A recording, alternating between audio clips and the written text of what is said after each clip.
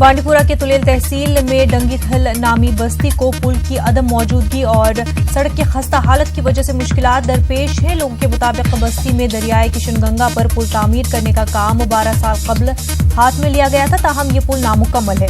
سڑک بھی انتہائی خستہ ہے۔ لوگوں نے گورنر انتظامیہ سے لوگوں کو درپیش مسائل کی جانب توجہ دینے کی اپیل کی۔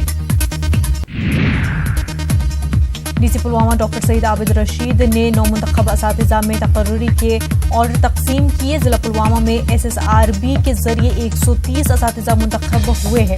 ڈی سی نے اساتذہ کو مبارکباد دیتے ہوئے تاکید کی کہ وہ تندہی اور ایمانداری سے فرائض انجام دیں۔ This session 2019, I have some goals as being as a teacher. The very first goal is that I want to be a game changer in this society. I want to change this whole system of this tuition-based system, and my basic focus would be to bring qualitative change in the education system. بانڈی پورہ میں ایک تعلیمی ادارے کی جانب سے سیرت کانفرنس کا اہتمام کیا گیا۔ بچوں کے علاوہ کچھ سرکردہ دینی علماء نے شرکت کی۔ مقررین نے سیرت النبی صلی اللہ علیہ وسلم پر روشنی ڈالی۔ مقررین کا کہنا تھا کہ موجودہ دور میں انسانی معاشرے کی حالت دن بدن خراب ہوتی جا رہی ہے، ایسے میں اس طرح کی مجالس کا کافی اہمیت رکھتی ہے۔ محکمہ PHE کی جانب سے پانی بچاؤ اور ماحولیات کے تحفظ کے حوالے سے ٹاؤن ہال پلوامہ میں محفل مشاعرے کا اہتمام کیا گیا۔ وادی کشمیر کے نامور شعراء نے شرکت کر کے اپنا کلام پیش کیا۔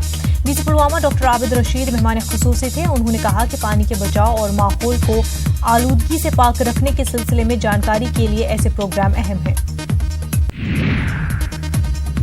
جموں میں آج ایک تقریب کا انعقاد کیا گیا۔ ہندی ساہتیہ منڈل کے زیر اہتمام منعقدہ تقریب پر معروف اداکارہ رومی شرما کی تصنیف کردہ کتاب وجہ ہو تم کی رسم و رونمائی انجام دی گئی۔ اس موقع پر ادب اور اداکاری شعبے سے وابستہ کئی شخصیات موجود تھیں۔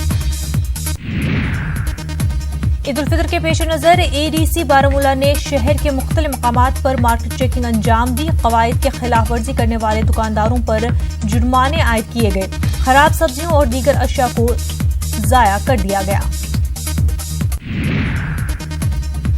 ڈائریکٹوریٹ آف ایجوکیشن کشمیر کے اشتراک سے گورنمنٹ مڈل اسکول سنپا بیروا میں زونل لیول قوالی مقابلہ منعقد کیا گیا۔ زون بیروا کے تمام ہائی اور مڈل اسکولوں نے شرکت کی۔ ZEO بیروا نے کہا کہ ایسے مقابلے ایجوکیشن سسٹم کا حصہ ہیں۔ لیہ میں تمباکو مخالف دن کی مناسبت سے ایک ریلی نکالی گئی۔ کئی طلباء اور NGOز کے نمائندوں نے اس میں حصہ لیا۔ LAHDC کے ڈپٹی چیئرمین نے چوکھن بہار سے ریلی کو ہری جھنڈی دکھائی۔ ریلی پولو گراؤنڈ پر اختتام پذیر ہوئی۔ مقررین نے تمباکو سے بچنے پر زور دیا۔